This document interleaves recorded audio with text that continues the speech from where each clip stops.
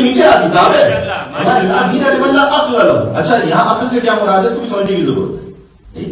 جناب اس نے 2-4 افراد کے ساتھ فراڈ کر لیا, آج تو ملینر ہے, بڑا عقل مند ہے.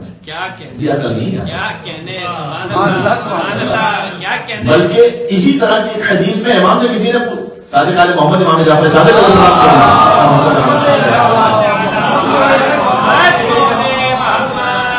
اس نے امام سے کسی نے پوچھ لیا کہ عقل کے بارے میں کہ ہونے جو آپ عقل کے لیے اتنا اظہار کر رہے ہیں, تو کا نام لے کے پوچھا اس کہ بظاہر چونکہ وہی سوال تھا کہ دنیا کے معیار اسٹیٹس کی طرح دیکھیں تو عقل مند تھا, وائس پولیٹیشین کئی دہائیوں تک حکومت کرتا رہا, اور یعنی مولا کائنات کے لیے ایسا بہت کبیر اس نے وہ کیا کہ اس کے بعد پھر اس کی نسل میں بنی امیہ میں آگے خلافت چلتی رہی. تو آپ دیکھیں تو دنیا کے حساب سے تو بڑا عقل مند آدمی. تو پوچھا اس نے امام سے, میری بات سمجھ نہیں آ رہی, آپ یہ کہہ رہے ہیں کہ دین اور عقل کے ساتھ ساتھ ہیں, تو وہ تو عقل مند ہے لیکن دیندار تو نہیں. امام نے کہا کہ دل کا نوکرا اس کو عقل نہ کرو, وہ مکاری. ہم مکاری اور عقل کو مکس کر دیتے ہیں. ہو سکتا ہے کوئی شریعت کی نگاہ میں, ہو سکتا ہے کوئی دنیا کی نگاہ میں بہت سادہ انسان ہو, شریعت کی نگاہ میں عقل مند نہیں.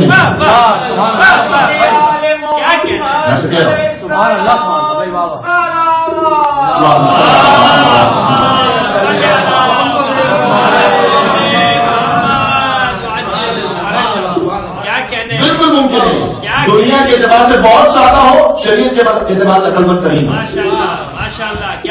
جس میں ہم سادگی کے معیار کو سمجھ رہے ہیں اور عقل مند ہونے کے معیار کو سمجھ رہے ہیں 50 سال میں طے کر رہے ہیں, 60 سال کی 70 سال کی زندگی میں طے کر رہے ہیں. اس کے بعد جو ملینز اور بلینز آف ایئرز ہیں اس میں نہیں دیکھ رہے ہیں. اس لیے عقل یہ تو کہتی ہے کہ فیصلہ اس چیز کے بارے میں کرو کہ جو ایور لاسٹنگ ہو. اسی لیے سورہ اعلیٰ نے فرمایا کہ بل تؤثرون الحیات الدنیا, تم لوگ وہ جو بڑے عقل مند بنتے ہو دنیا کو سمجھ رہے ہو, آخرت تو خیر و ابقا, عقل ہی طے کرتی ہے اسے لو جو بہتر بھی ہے جو زیادہ رہنے والی بھی ہے. تو ہم تمہیں بتا رہے ہیں دنیا کے مقابلے میں آخرت وہ ہے جو بہتر بھی ہے ہمیشہ رہنے والی بھی ہے.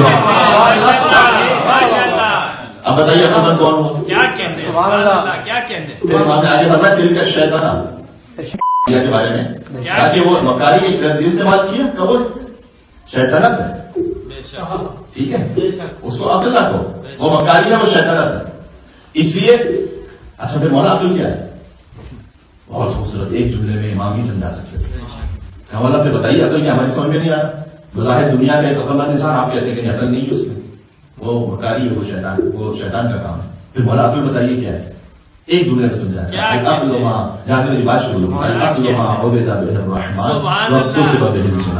عقل وہ ہے جو تمہیں زیادہ سے زیادہ اللہ کا بندہ بنا دے, تمہیں جنت سے قریب کر دے.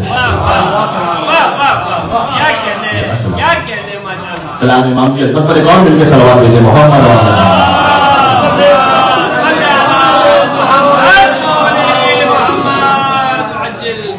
کیا کہنے ماشاء اللہ. در حقیقت یہ میں اپنے آپ کے لیے بھی کہہ رہا ہوں, ہمیں بھی احساس کرنا چاہیے, بار بار تذکر دینا چاہیے, ریکال کرنا چاہیے, اپنے بچوں کو بھی سکھائیے بیٹا اصل عقل کیا ہے. یہ تربیت کا حصہ ہونا چاہیے. بیٹا یہ سمجھو کہ اصل میں عقل مندی کیا ہے جیسے امام نے سمجھا.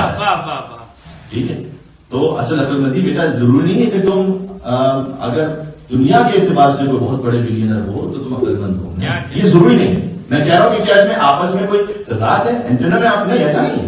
ہو سکتا ہے کہ کوئی صاحب ثروت بھی ہو, صاحب عقل بھی ہو. حضرت خدیجہ کی مثال ہمارے سامنے, اور ان کے عقل مند ہونے کی دلیل یہ ہے کہ جب حجت خدا کو ضرورت ہوئی تو امام صادق نے جو کہا تھا عقل مند وہ ہے جو اللہ کی بندگی کرے اور جنت کو کما لے. خدیجہ نے اسی دولت کے ذریعے سے جنت کما لی. لہذا عقل مند ہے, لہذا عقل مند ہے, ان کے عقل مند ہونے کی دلیل ہے کہ اس کے ذریعے سے جنت کما لی. یعنی خلاصہ کیا ہے؟ ان شارٹ ان نٹشل عقل کیا ہے؟ عقل یہ ہے کہ جو کچھ اللہ نے آپ کو صلاحیت دی ہے اس کے ذریعے سے آپ جنت کما لیں. سبحان اللہ, کیا کہتے ہیں ماشاء اللہ. اب یہاں سب کے سامنے نہیں, رات کو جب جا کے بستر پر سوچے نا تو سوچیے گا کہ کتنے عقل مند ہیں آپ. کیا کہتے ہیں سوچیے گا یہ سیلف ایویلویشن ہے، سیلف اسسمنٹ کہ میں کتنا عقل مند ہوں. ماشاء اللہ اس تعریف پر جو میں نے نہیں کہی ہے امام صادق نے ماشاء اللہ